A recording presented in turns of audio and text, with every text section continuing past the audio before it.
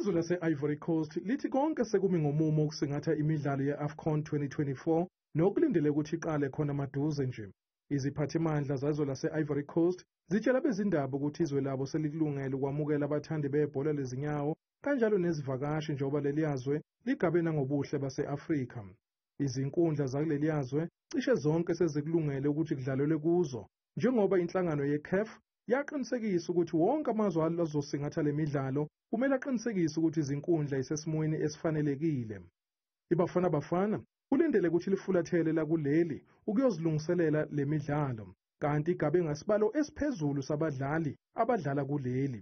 Umbuzo okhona ukuthi iliphi izwe lizonqoba lesi sicoco. Ngiqala ngalizwe elingama-host ye-Afcon, e-Afcon i-Ivory Coast.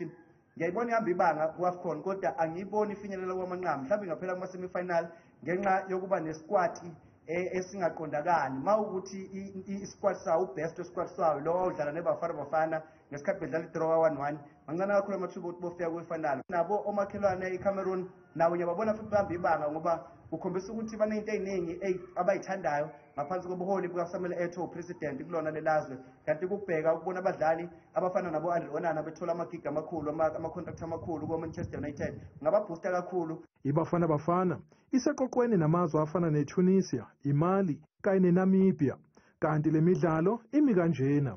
Le midlalo isho ukuthi kuzomela lizibambe ziqine iqembu lakuleli.